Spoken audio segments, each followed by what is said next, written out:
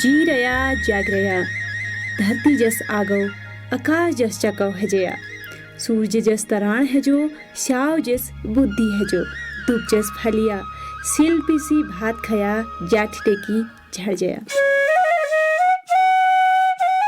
अर्थात तुम जीते रहो और जागरूक बने रहो, हरेले का ये दिन बार बार आता रहे, वंश परिवार दूब घास की तरह पनपता रहे, धरती जैसा विस्तार मिले, आकाश की तरह उच्चता प्राप्त हो, सिंह जैसी ताकत और सियार जैसी बुद्धि मिले, हिमालय में हिम रहने और गंगा जमुना में पानी बहने तक इस संसार में तुम बने रहो। दोस्तों नमस्कार, आप सुन रहे हैं रेडियो कुमावानी 90.4 मेगाहर्ट्ज। कुमावानी सामुदायिक रेडियो, अपन बात। और कुमावानी सुनने वाले सभी श्रोताओं को हिमा मेहता की तरफ से नमस्कार। पावन पर्व हरेले की ढेरों सारी शुभकामनाएं। पहाड़ के लोक पर्व हरेला त्योहार पर जब सयानी और अन्य महिलाएं घर परिवार के सदस्यों को हरेला सिरोधारी करती हैं तो उनके मुख से आशीष की ये पंक्तियां बरबस उमड़ ही आती हैं। यो त्यार यो मास भेटने रया, दूब जस पनपी रया, धरती जस चकौ है जया, आकाश जस चकौ, शू जस तरां, श्याव जस बुद्धि हो, हिमाल में ह्यू रूम तलक, गंग जमुन में पानी रूम तलक, तुम जी रया जाग रया, यो त्यार यो मास भेटने रया। तो उत्तराखंड के पर्वतीय क्षेत्रों में विशेषकर कुमाऊं अंचल में हरेला मनाने की परंपरा सदियों से चली आ रही है। उमंग और उत्साह के साथ मनाए जाने वाले इस पर्व को ऋतु उत्सवों में सर्वोच्च स्थान प्राप्त है। हरेला पर्व सौन मास यानी कि सावन के प्रथम दिन कर्क संक्रांति को मनाया जाता है और परंपरा अनुसार पर्व से 9 अथवा 10 दिन पूर्व पत्तों से बने दोने या रिंगाल की टोकरियों में हरेला बोया जाता है और जिसमें कि 5, 7 या फिर 9 प्रकार के बीज धान, मक्का, तिल, उड़द, गेहूं, भट, जौ, सरसों के बीजों को बोया जाता है और फिर जहाँ पे हमारा देवस्थान या फिर मंदिर होता है, इन टोकरियों को रखने के उपरांत हम रोजाना इन्हें जल के छींटों से सींचा जाता है। 2 या 3 दिनों में ये बीज जो हैं अंकुरित होकर हरेले तक 7-8 इंच लंबे और तृण का आकार पा लेते हैं। हरेला पर्व की पूर्व संध्या पर इन्हें जो है तृणों की लकड़ी की पतली टहनी से गुड़ाई करने के बाद इनका विधिवत पूजन किया जाता है। कुछ स्थानों में इस दिन चिकनी मिट्टी से शिव पार्वती और गणेश कार्तिकेय के मूर्तियां बनाने का भी रिवाज है और इन अलंकृत डिकारों को भी हरेले की टोकरियों के साथ रखकर इनकी पूजा की जाती है। हरेले पर्व के दिन देवस्थान में विधि विधान के साथ टोकरियों में उगे हरेले के इन तृणों को काटा जाता है और इसके बाद घर परिवार की महिलाएं अपने दोनों हाथों से हरेले के इन तृणों को दोनों पांवों, घुटनों व कंधों से स्पर्श कराते हुए आशीर्वाद युक्त शब्दों के साथ बारी बारी से घर के सदस्यों के सिर पर रखती हैं। हमारे साथ जुड़ रहे हैं चंद्रशेखर तिवारी जी, दून पुस्तकालय और शोध केंद्र देहरादून से। हमार गांव शहरन में घरक सयान लोग जब अपन परिवार इष्ट मित्रों ख्वार में हरिया वक्त तिनड़ धरनी तो उनर मुख वे असीक नक यो आखर सुनुन में कदू भल लागू। जी रया जागी रया, जुग जुग बची रया, यो दिन यो मासा, यो दिन यो मासा, जी रया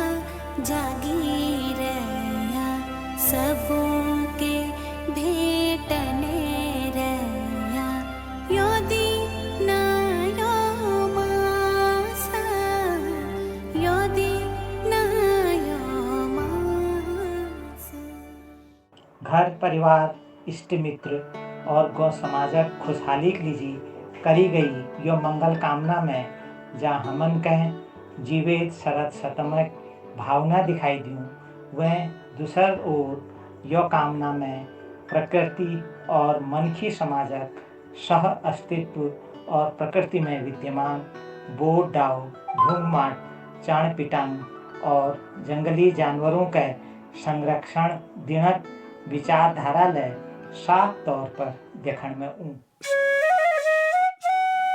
यदि अगर हम गहराई से देखें तो हरेला पर्व सीधे तौर पर प्रकृति के साथ सामंजस्य बैठाने की भूमिका में नजर आता है और मानव के तन मन में हरियाली हमेशा से प्रफुल्लता का भाव जो है संचारित करती आई है।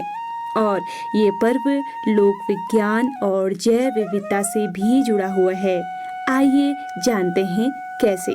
जुड़ रहे हैं डॉक्टर प्रदीप मेहता जी, चिनार संस्था से।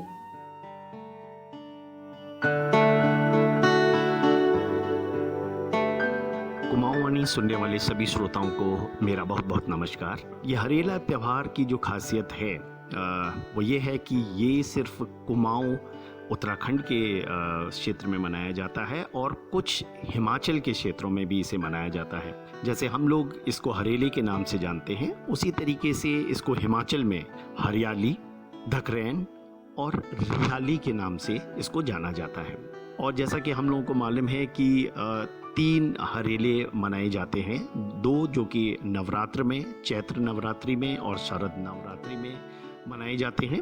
लेकिन जो हरेला बरसात में हम लोग मनाते हैं वो हरेले को श्रवण हरेले के नाम से हम लोग जानते हैं। और ये हरेले का महत्व बहुत अहम है, क्योंकि ये जो हरेला है वो इसका एक तो ये है कि ये बताता है कि हमें जो बरसात का जो मौसम है वो आ चुका है। और दूसरी चीज़ ये एक अच्छी फसल के लिए, जो आने वाले जो फसल हम लोगों ने बोई है उसके लिए वो शुभ हो और भगवान से प्रार्थना की जाती है। तो इसका ये महत्व है। इसको हम जो है हरे दिन के नाम से भी हम इसको जानते हैं। और इस दिन लोग अपनी कृषि की जो फसलें हैं उनको बोने के लिए उचित समय है। तो किस तरीके से हमारे पूर्वजों ने, आप देखिए कि मौसम के हिसाब से उन्होंने अपनी जो कृषि है उसको उन्होंने वो किया हुआ था कि तभी उसको लगाया जाए जब अनुकूल वातावरण उसके लिए हो, अच्छी बारिश उसके लिए हो, तो बारिश का मौसम। तो और उसको हम लोगों ने अपने देवी देवताओं से जोड़ा गया था। पर्वतीय क्षेत्रों में एक जो सबसे बड़ी समस्या वो है पानी की वजह से आज अधिक से अधिक हमारे गांव जो हैं खाली हो जा रहे हैं। ना कृषि के लिए पानी है, ना पीने के लिए पानी है। और कहावत भी है कि पहाड़ का पानी और पहाड़ की जवानी, यानी कि हमारे जो युवक हैं वो पहाड़ के काम नहीं आते हैं। और ये हरेला एक ऐसा अवसर है जब हम ज़्यादा से ज़्यादा वृक्षारोपण कर सकते हैं, खाल खंटियाँ बना सकते हैं और अपने धालों, अपने नौलों, अपने गधेरों को पुनर्जीवित भी कर सकते हैं। हरेला बोने और 9-10 दिनों में उसके उगने की प्रक्रिया को एक तरह से जो है बीज अंकुरण परीक्षण के तौर पर देखा जा सकता है। इससे ये सहज पूर्वानुमान लग सकता है कि इस साल की फसल कैसी होगी। हरेले में मिश्रित जो बीजों के बोने की परंपरा है वो है बारहनाजा अथवा मिश्रित खेती की पद्धति के महत्व को भी दर्शाता है। परिवार व समाज में सामूहिक और एक दूसरे की भागीदारी से मनाए जाने वाला ये लोक पर्व सामाजिक समरसता और एकता का भी प्रतीक है, क्योंकि संयुक्त परिवार चाहे कितना भी बड़ा हो पर हरेला एक ही जगह बोया जाता है। और कहीं कहीं पूरे गांव का हरेला सामूहिक रूप से एक ही जगह पे, विशेषकर गांव के मंदिर में भी बोया जाता है। अगर देखा जाए तो हरेला पर्व में लोक कल्याण की एक अवधारणा निहित है।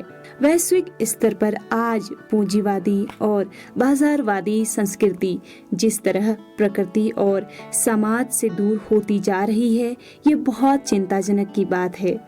पर्यावरण के सिद्धांतों के अनुरूप ही हम सभी को अपनी सुविधाओं और आकांक्षाओं पे परस्पर तालमेल बिठाना होगा और इसके लिए हमें हर पल पर्यावरण से सहयोग करना उतना ही जरूरी समझा जाना चाहिए जितना कि उससे लाभ उठाने की इच्छा।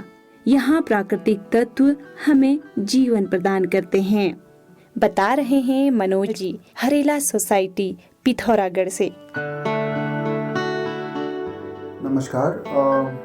हरेला जो हमारा त्यौहार है जो कुमाऊं में मनाते हैं, ये एक ऐतिहासिक, ये एक सांस्कृतिक, ये खेती से जुड़ा हुआ और सबसे ज़रूरी मैं जो मानता हूँ वो है पर्यावरण और विकास से जुड़ा हुआ एक त्यौहार है।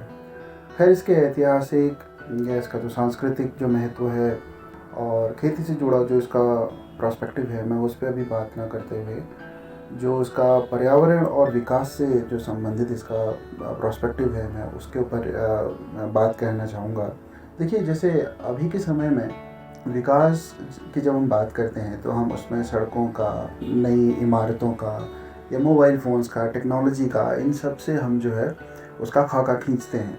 आज से कई सौ साल पहले जब हमारे कुमाऊं में, खासकर पहाड़ी क्षेत्र में, जब विकास का उस समय जो पर्सपेक्टिव था, जो उसको देखने का नज़रिया था, वो था किसके पास कितनी ज़मीन है। ज़मीन के आधार पे ही किसी आदमी की हैसियत या फिर उस जगह की संपन्नता आकी जाती थी। लेकिन इन सब चीज़ों के होने के बावजूद हमारे जो पूर्वज थे उन्होंने कहना चाहिए सिर्फ इस चीज़ पे जोर नहीं दिया कि हमें जंगल साफ़ करके नए खेत बनाने हैं, हमें अपनी ज़मीनें बढ़ानी हैं। उन्होंने ये भी ध्यान रखा कि जहाँ हम नए खेत बना रहे हैं वहीं साथ ही साथ हम साल में कुछ ऐसे मौके ज़रूर हों जब हम इन जो रिसोर्सेज हैं, हमारे जो हमारे खेत हैं, इन खेतों को बचाए रखने के लिए, बनाए रखने के लिए, अपने पर्यावरण को बनाए रखने के लिए वृक्षारोपण भी करें। तो पहाड़ों में अभी भी हम जो खेतों के मेड़ के किनारे जो मेहल के पेड़ देखते हैं आजकल, खासकर जैसे मेहल भी बोलते हैं कई जगहों पे, या कई जगहों पे जो प्लांटेशन हम देखते हैं घरों के आसपास, गाँव के आसपास, वो जो सारे पेड़ पौधे हैं वो लगभग हरेला के दिन ही लगाए हुए हैं। क्योंकि इस समय अच्छी खासी बारिश होती है, तो पहले ये नियम हुआ करता था कि सुबह सुबह जो बच्चे हैं वो मेल या मेहल जिसे मैं बोल रहा हूँ, उसकी एक टहनी लेके खेतों में जाते थे और उसे उसके किनारे रोप के आते थे, तो कटिंग लग जाया करती थी। तो इस तरह की जो चीज़ें थी वो हरेला के दिन की जाने की हमारे यहाँ रीत रही है और इससे बहुत फ़ायदे हमारे किसानों को होते थे। तो मुझे लगता है हरेला की जो सोच है कि विकास के साथ संरक्षण, विकास के साथ हम अपने रिसोर्सेज को भी बचाएं, पैरेलली उसके लिए भी हमारे पास कोई स्ट्रेटेजी हो, ये हमें, मुझे लगता है हरेला से सबसे ज़्यादा सीखने की ज़रूरत है और इसे हर चीज़ में लागू करने की ज़रूरत है, हर चीज़ में उसे अपनाने की ज़रूरत है। Thank you. ऐसे में निश्चित तौर पर मनाए जाने वाला ये पर्व हमें प्रकृति के करीब आने का सार्थक संदेश देता है। समाज और प्रकृति में हरेले की महत्ता को देखते हुए उत्तराखंड में लोगों का प्रकृति के प्रति जुड़ाव दिखाता है और ये भी मान्यता है कि जिसका हरेला अच्छा खिलता है उस वर्ष उसके घर में उतनी अच्छी फसल होती है। हरेला पर्व का एक वैज्ञानिक पक्ष यह भी हो सकता है, माना जाता है कि व्यक्ति अपने खेत की मिट्टी का कुछ हिस्सा लेता है और उसमें सभी प्रकार के अनाज के बीज डालता है और उसके बाद इस बात का अनुमान लगाया जा सकता है कि उस वर्ष उसकी कौन सी फसल अच्छी हो सकती है। तो दोस्तों, एक बार आपको समस्त कुमाऊवाणी की टीम से हरेले पर्व की ढेरों सारी शुभकामनाएं। सुनते रहिए कुमाऊवाणी। अपनी रेडियो साथी हेमा को दीजिए इजाजत। नमस्कार। जी रया जागी रया जुग जुग बची रया।